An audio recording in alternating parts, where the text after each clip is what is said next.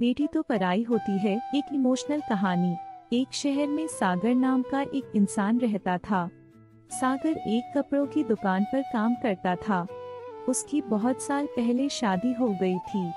अनिल को हमेशा से लड़का चाहिए था। लड़का यह वंश का कुलदीपक होता है, पिता का नाम रोशन करता है और बुढ़ापे का सहारा होता है। पर लड़की शादी करके चली जाती है, ऐसी सोच रखने वाला वह पड़ोसियों को भी यह बात बताता था। शादी के कुछ साल बाद उसे 2 लड़के हुए। बड़े बेटे का नामकरण और छोटे बेटे का नाम किशन रखा। बाद में कुछ सालों बाद उसकी पत्नी का निधन हो गया। उसके बाद उसी ने उन दोनों बेटों का ख्याल रखा। समय बीता और उसके दोनों बेटे बड़े हो गए और अब दोनों बेटे नौकरी कर रहे थे। दोनों की शादी भी हो गई। शादी होने के बाद भी वह सब एक साथ ही रहते थे। कुछ साल एक साथ खुशी में गए, लेकिन बाद में दोनों भाई एक दूसरे के साथ झगड़ा करने लगे। दोनों बहुओं में छोटी छोटी बातों पर मतभेद होने लगी। यह सब देखकर सागर को बहुत बुरा लगता था। अब दोनों ने अलग रहने का निर्णय लिया और वह अलग हो गए। फिर पिताजी का ख्याल कौन रखेगा, ऐसा सवाल निर्माण हुआ। दोनों बेटे एक एक महीना संभालेंगे, ऐसा तय किया। सागर एक बेटे के साथ 1 महीने के लिए रहने लगा, फिर दूसरे बेटे के पास 1 महीना, ऐसा उसका बंटवारा हुआ। पर जैसे जैसे वक्त बीतता गया वैसे वैसे बहुओं और बेटों में अनिल को लेकर झगड़ा होने लगा। दोनों बेटों के घर में झगड़े का कारण सागर रहने लगा। यह बात सागर को अच्छे से समझ आई थी। अब सागर को पुरानी यादें याद आने लगी थी। उसने जिंदगी में कितनी बड़ी गलती की थी, यह उसे अब समझ में आ रही थी। पर अब इसका क्या फायदा। आखिर दोनों बेटों ने पिताजी को वृद्धाश्रम भेजने का निर्णय लिया। एक दिन दोनों ही पिताजी को लेकर वृद्धाश्रम में गए। वहां जाने पर सभी औपचारिकता पूरी करके पिताजी को मिलकर वह दोनों अपने अपने घर वापस चले गए। बेटे घर जाने के बाद सागर बहुत रोने लगा। उसके बाद वृद्धाश्रम में के कई लोगों ने उसे समझाया, पर वह बहुत दुखी हो गया था। सागर को वृद्ध आश्रम में आकर 1 दिन हो गए थे। वह किसी से भी बातचीत नहीं करता था और एक पेड़ के नीचे बैठकर विचार में मगन रहता था। वहाँ के लोग उसे पूछते थे, पर उसने किसी को भी कुछ नहीं बताया। कुछ दिनों में वह एक व्यक्ति से थोड़ा बहुत बोलने लगा। बाद में दोनों की अच्छी दोस्ती हो गई। एक दिन वह दोनों बैठे थे, तब वह व्यक्ति सागर को अपनी कहानी बताने लगा। वह बोला कि मुझे एक ही बेटा है। वह मेरे साथ छोटी छोटी बातों पर झगड़ा करता था। इस बात को मैं बहुत ऊब गया था। उस वजह से मैंने वृद्ध आश्रम में रहने का निर्णय लिया।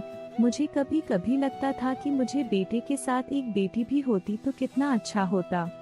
कदाचित आज वह मेरे बुढ़ापे की लाठी बन सकती। उसका बोलना सुनकर सागर और ज्यादा दुखी होगा और वह बहुत गहरे विचारों में खो गया। सागर को दुखी अवस्था में देखकर उसके दोस्त ने इंसान ने पूछा, आप क्या सोच रहे हो? आपके सामने देखो, उस दिखने वाले 2 व्यक्तियों में से एक हमारे वृद्धाश्रम के मालिक है।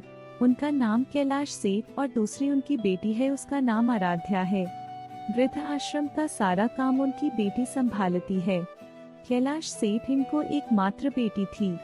बेटी माँ और पिताजी से बहुत प्यार करती है, उतना ही प्यार वह वृद्ध आश्रम के हर एक व्यक्ति से प्यार करती है। सागर सिर्फ उसकी तरफ देखते ही रह गया और उसका मन और भी ज्यादा दुखी होने लगा।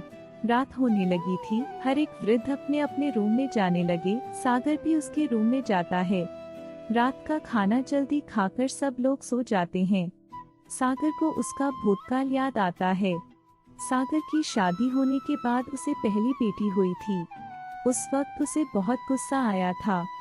पत्नी के मना करने के बाद भी गुस्से में उसने बेटी को उठाया और दूर जाकर उसे वहां छोड़ आया। पर अब पश्चाताप करने के सिवाय रास्ता भी नहीं था। सागर को रात भर नींद नहीं आई। दूसरे दिन वृद्ध आश्रम में एक छोटा सा प्रोग्राम था। हर एक जन जल्दी उठता है और अपने अपने काम में लग जाते हैं। दोपहर को सब लोग हॉल में एकत्रित हुए। कैलाश सेठ और आराध्या भी आए हैं वहां पर। प्रोग्राम चालू था, तब कैलाश सेठ का ध्यान 2-3 बार सागर की तरफ गया। सागर उनको बहुत उदास बैठा हुआ दिखा। उनको लगता है कि शायद उसकी तबीयत अच्छी नहीं होगी। प्रोग्राम खत्म होने के बाद वह सागर से बात करने के लिए उनके पास जाते हैं। वे सागर को दुखी होने का कारण पूछते हैं। फिर सागर बहुत रोने लगता है और थोड़ी देर बाद वह अपनी पूरी कहानी उनको बताता है कि मुझे भी पहली बेटी हुई थी, पर मुझे बेटी नहीं चाहिए थी, इसलिए मैं गुस्से में आकर उसे छोड़कर आया। आज जब मैंने आपको आपकी बेटी के साथ देखा तो तभी मुझे समझ आया कि बेटी कितना प्यार करती है। मेरी बेटी भी मेरे साथ होती तो मुझे यहाँ वृद्ध आश्रम में रहना नहीं पड़ता। मेरे दोनों बेटों ने मुझे दुख के सिवा कुछ भी नहीं दिया। मैंने किए हुए पापों की सजा आज मैं भुगत रहा हूँ।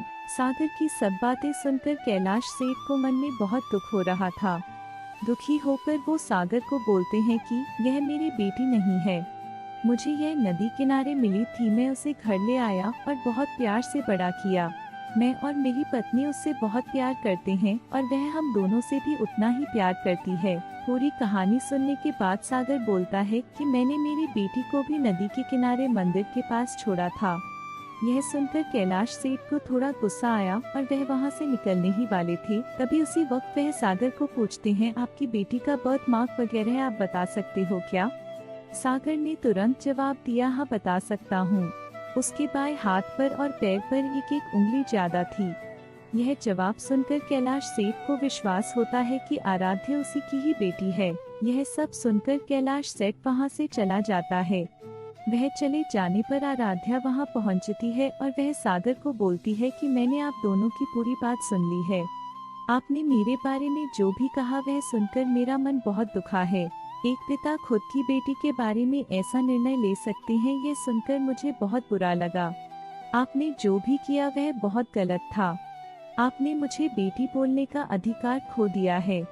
मैं आपकी बेटी होकर भी आप मुझे रास्ते पर छोड़कर चले गए थे और मैं उनकी बेटी ना होते हुए भी उन्होंने मुझ पर जान निछावर कर दिया, इसलिए वही मेरे सच्चे पिता है। आप इस वृद्ध आश्रम में रह सकते हैं, पर आज आपने उनके सामने जो बोला है वह फिर कभी भी उनके सामने मत बोलिएगा, क्योंकि आज तक मैंने उनको इतना दुखी कभी भी नहीं देखा। इतना बोलकर आराध्या वहां से चली गई। सागर सिर्फ आंखों में आंसू लाकर उसकी तरफ देखता रह गया और अपने नसीब को दोष देता रहा। दूसरे दिन सुबह किसी को भी ना बताते हुए सागर वृद्धाश्रम छोड़कर चला गया।